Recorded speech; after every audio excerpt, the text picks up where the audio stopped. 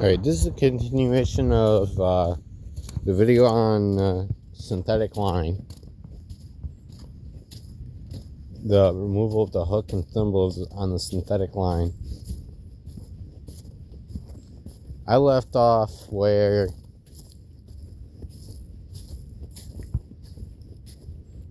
I was going to... What was I going to do? Oh, that's what it was. I was going to show you guys the setup, the solenoid control setup for this winch. Anyways, here's the winch that you guys have seen in videos before, in videos prior. Here's the new solenoid. I got the stud style instead of the style where it's got, instead of, here's the old one. Well, there's still good old one. Instead of the spade style for the battery cables, I got the one that's got the threaded studs. And then I just put I took and made the cables longer in order to make these other cables up. I already had these red and black ones from another winch that I had. I had these because they were an old set of jumper cables that the ends melted off on me, and I just cut them off. These ones were an old set of jumper cables as well that the ends didn't send any power to anything. And these other ends that are on here are just 2-gauge cable that came from a 6,000 pound an M6000 Warn winch, because the motor is toast, and I'll show you the motor for that winch. That winch is getting converted. There's the motor for it. I cut the shaft off because the motor is junk. There's the chain I was gonna put that hook on. That's the drive control. That's the PTO drive for the winch.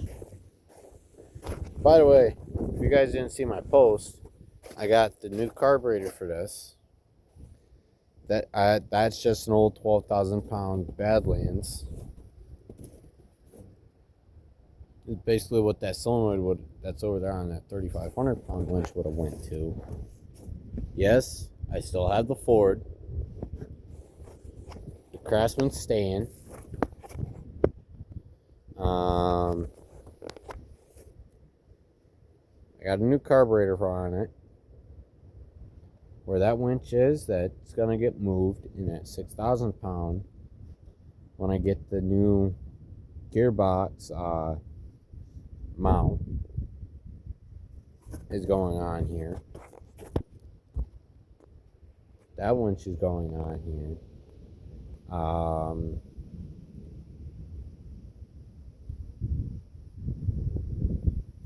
I got to weld the motor coupler shaft to the side drive shaft on that hydro drive for that winch.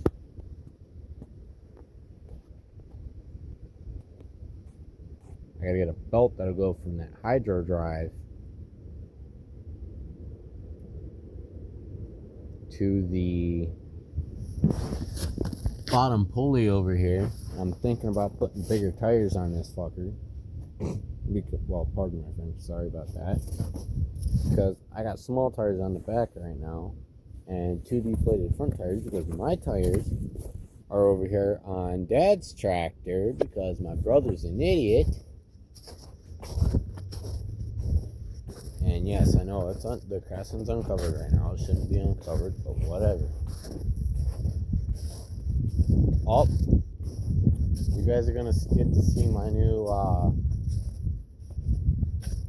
kinetic rope. Give me a minute, guys, and I'll show you my new purchase. Okay, so apparently that wasn't my package.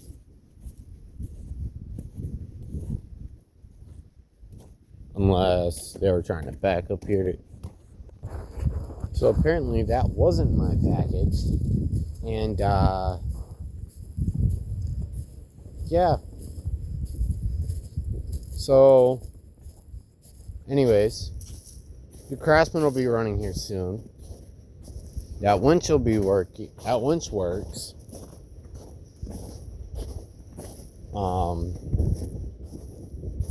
Not on this side, but on the other side.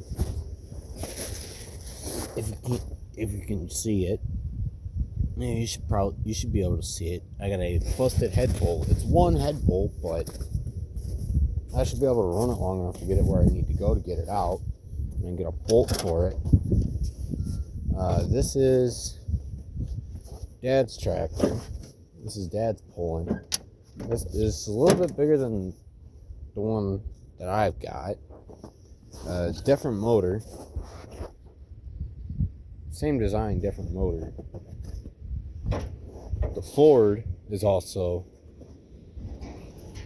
an opposed twin. It is also missing the top flywheel shroud. We got a Roper here now. I know it looks like it's got a 2300 Peerless out of a John Deere garden tractor in it. I'm gonna have to get blocks under this thing. This thing's sagging.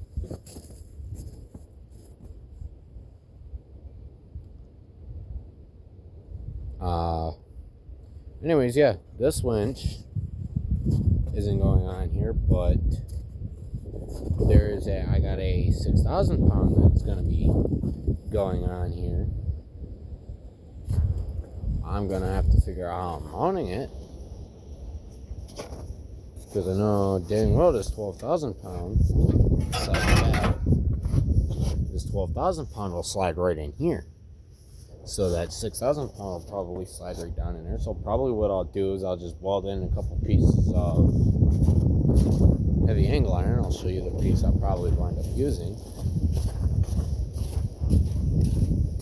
Give me a minute. That piece right there, it's laying under my dad's trailer. That'll work. I've also got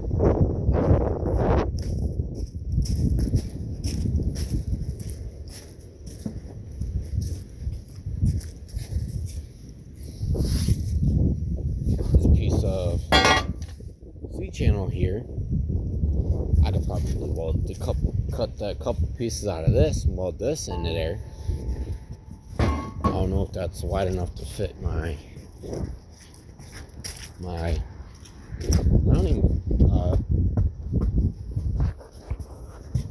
pieces. Let me make sure that that's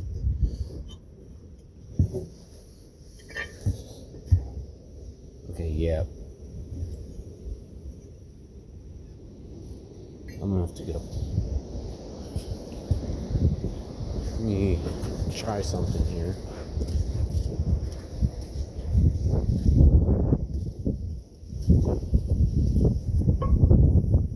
God damn. I could almost just use U-bolts. Well, put this right across there and run a U-bolt, make a U-bolt to run underneath and clamp it right down. And then I just freaking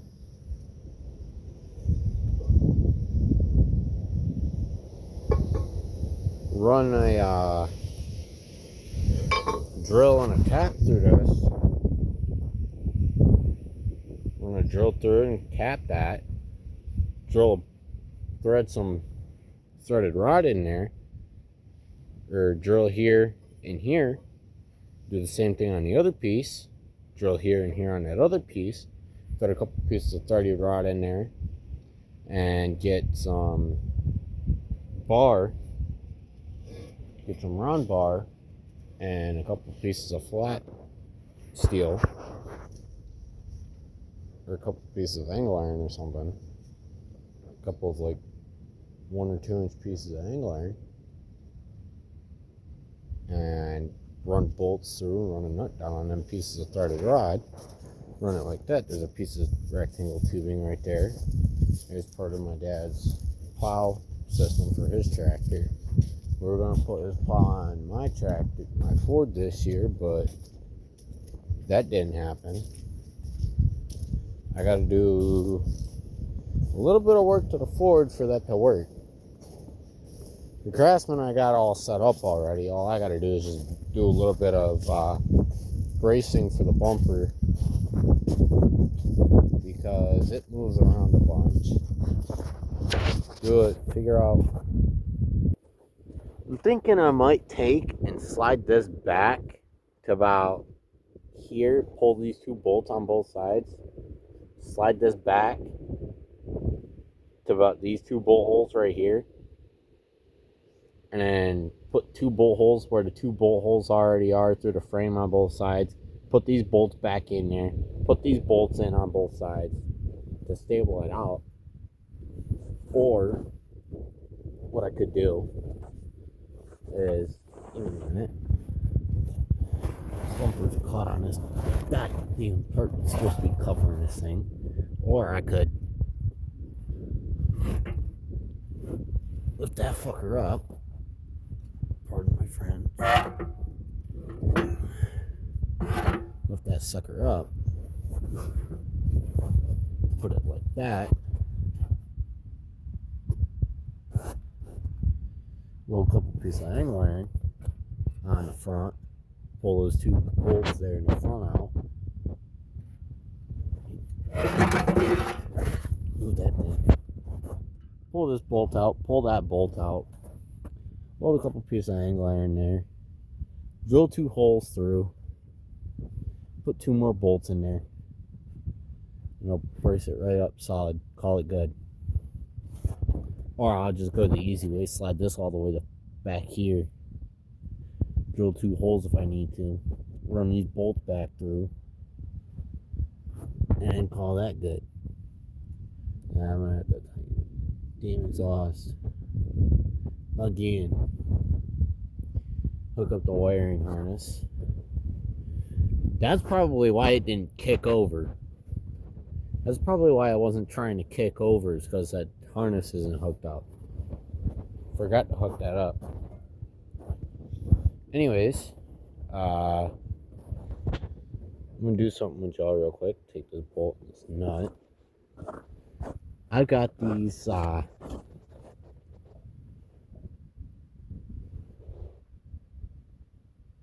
car end these battery post terminal end pieces from